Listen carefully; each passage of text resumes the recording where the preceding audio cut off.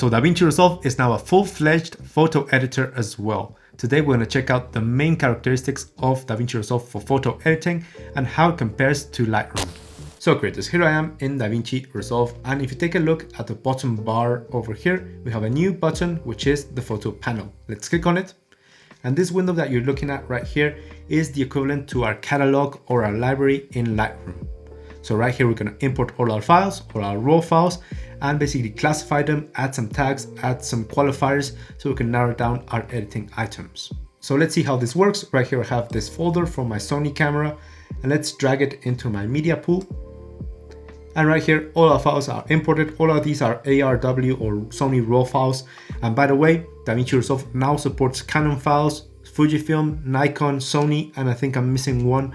But it's good that we can now import RAW files from different camera brands. In the previous version of DaVinci Resolve, we could only import Sony files. So right here at the bottom, we can see the camera that we used, how it was shot, the ISO, the shutter speed, the aperture, and also the focal distance. And right here, we can go through our files, basically classify them. Right here, we have our qualifiers in terms of stars. We can also add a little heart to them in case that's the one that you want. We can add some colors depending on what you're looking for. For example, images of the sea, I can classify them all with the teal color. And we can also add some markers or some tags just to differentiate what we're looking for. So for example, right here, I've gone on and marked with the heart the ones that I want to edit. So right here, I can select this little heart over here, and we can narrow down our media pool to the ones that we marked. So once you've selected the images that you want to edit in this project, you can drag them into your album down here. And now we can basically edit them in any way that we want. Now, just a little hint to see what DaVinci Resolve is doing. If we go into our edit tab, where normally we have our timeline to cut down all our clips, you can see that all the photos have been loaded in to our timeline as if they were video clips. So this is just a little insight into how DaVinci Resolve is treating our photos and how it's working around for them being raw files. And it's basically just added them into our timeline and thinking of them as if they were video clips. Right here for editing photos, the edit tab is basically non-useful. So we're going to go back into our photos. So that's the qualifiers. Now at the right, we have several menus. First of all, we have the file menu. This one will tell us how the image was shot, the resolution, and if we have any markers that we added. Then we have the photo one, and this is the one we're going to basically adjust our contrast and exposure. We have our raw, which is telling us how the image was shot in the color space. We can change a bit of the contrast and exposure as well as here. And then we have the effects, and the effects, we're going to talk about them in a bit. But first of all, let's go into the photo menu. And now in the photo menu, we have our scopes. Here we can change from the histogram to the parade to the vector scope, whatever we want. I'm going to leave it at histogram because it's what I use for photo. Down here we have our source transformation. Here we can basically crop our image or zoom in just a bit, or change even the pitch or the yaw to change the perspectives. So it's a bit more interesting. We don't have these options in Lightroom. Let me just revert this. We can also mirror our image in case you want to change it vertical or horizontal, or even rotate it. Down here we have our aspect ratio. We have several by default. We have, for example, 4:5 for Instagram. We have 16:9. And one thing that I don't like is that we don't have 21:9, which is an aspect ratio that I love. We can select custom, but we don't have any part where we can basically add the 21:9 aspect ratio. We have to basically just move around the sliders until we have something similar. So I would love if in the future you can basically type in the aspect ratio that you want over here. But for the time being, this will do. Then source looks. Well, source looks are similar to presets or profiles within Lightroom. So right here, you can basically add some of these ones. These are preloaded ones. These aren't personalized. These are just some that come in with the program. For example, gold. We have that golden added into the highlights. Vibrant should add a bit more saturation. And yeah, you can play around with these in case you want. Next, down here, we have our adjustments. And the adjustments, these sliders that we have over here are the equivalent to the basic corrections in Lightroom. So all the sliders that edit the exposure, the contrast, temperature, and white balance. We don't edit color in these tabs in the basic corrections in Lightroom, and also we don't edit the color right here in the adjustments. So right here we have temperature and tint, our white balance. We have lift, gamma, and gain. These are DaVinci Resolve's equivalent to shadows, midtones, and highlights with a little twist. Then we have contrast, the pivot for the contrast, midtones, shadows, highlights, saturation, and hue. Those are all the tools that we have in this photo panel over here. Now the difference between lift, gamma, and gain with midtone, shadows, and highlights, we've already covered this when we covered the color wheels within DaVinci Resolve, but just as a little example right here, if we clip into this image, you can see if I move the lift should control the dark areas on our image. It does, but if you push it enough, you're also altering the other parts of our exposure, the bright areas and the midtones. And the same thing occurs with gain. Gain should control the bright areas in our image, and it does, but if you push it high enough, notice how you start to push the shadows and the midtones as well. So these three are interconnected, therefore they overlap with each other.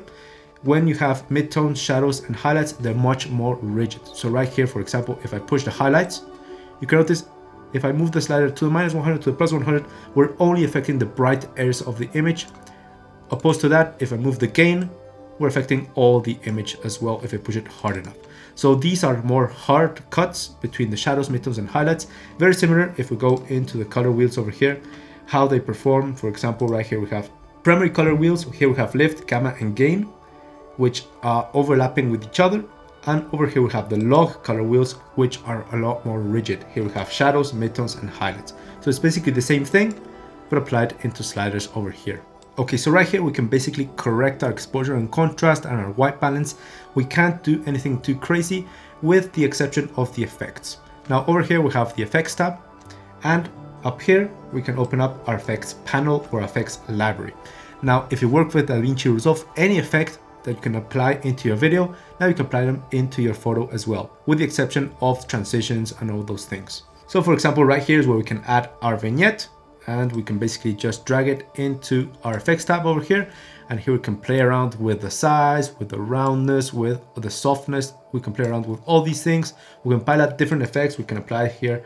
Here we have the grain, film grain, halation, in case you want to add some halation into your highlights.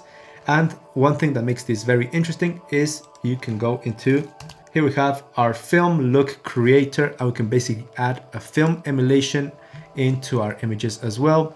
Again, here we have some default film emulations. We can play around with the halation, with the vignette, with the bloom, with the colors, and with the contrast, with the grain. And of course, if you have any other plugin like Dehancer or any other plugin for editing the video, you can apply them into your photos as well. Okay, so up to here, the photo panel allows us to basically correct our exposure and contrast, but we do have the effects, which is a big bonus. Okay, so where do we edit the colors? Well, the colors, we have to go into the color panel that we have over here, the same one that we use to edit our videos. Now over here, we have access to the full range of color grading tools that DaVinci Resolve has. So we have our primary color wheels, our log color wheels, our bars over here, our HDR color wheels. Over here, we have our tone curve. There we have our color tone curve, saturation versus saturation, hue versus saturation, all of these. We have the color slice, we have color warper, we have basically all the tools that we normally have at our disposal for editing color in video into a photo as well. As a reminder, DaVinci Resolve was created as a color grading program, and it's been expanded ever since into a full range of editing suite, but originally they are specialized in color grading. So that's why we have so many tools, so many options to color grade, and we can use all of them into editing our photos as well. Now this also means that we can create node trees for our photo edition. So right here you can add as many nodes or as many layers as you want into your video to create heavy edits. This is something that Lightroom doesn't have. It's more similar to Photoshop and their layer system. So right here you can create very complex edits with complex node trees, and this also means that you can use node trees or preloaded node trees into your photos as well. For example, right here I have my C41 pack, and I can drag it into my node, and the node tree will be loaded and the edit will be applied into my photos as well. Talking about pre-adjustments, what happens if you want to use Lightroom presets or Photoshop presets in DaVinci Resolve? Well, you can't use them because the XMP files are unique to the Adobe suite.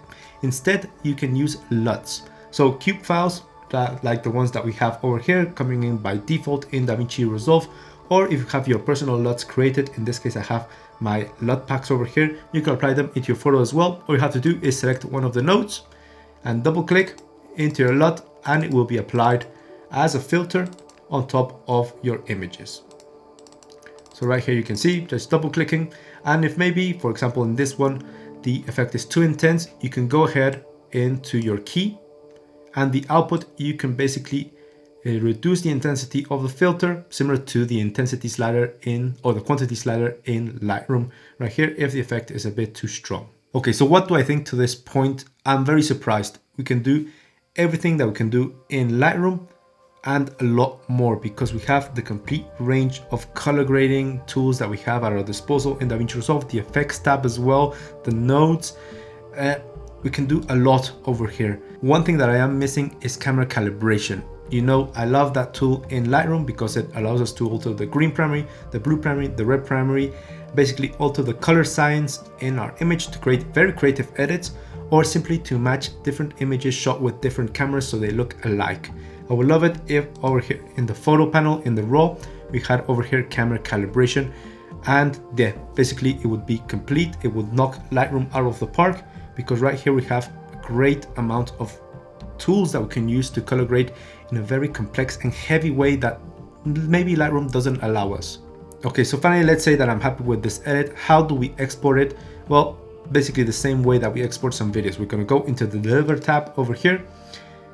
Here we're gonna mark a location, photo, change the format to JPEG, PNG, HEIF if you want, and the size, resolution, if you want the maximum resolution as if you were gonna print the image in a large scale, 300 ppi, and then you're gonna select Add Render to Queue, and the render is gonna contemplate all the images that you have in your album. So if you select Export, all these 4 images that I have over here will be exported into the final album, and that's basically it.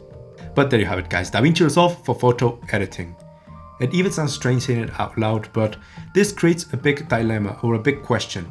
Do you stay with Adobe, paying the monthly fee for Photoshop and Lightroom, which in the long run is a lot of money, or you go with DaVinci Resolve, which is a one-time purchase and you get advanced video editing, advanced color grading, audio editing, and now photo editing in a single package? I think this is great value for money. It's just a question of getting accustomed to the new ecosystem. So let me know your opinions on this new feature in the comment section down below. I'd love to read your comments. Like the video, subscribe if you like them. I'm Tony Fuentes. Cheers to all of you, and I'll see you in the next one.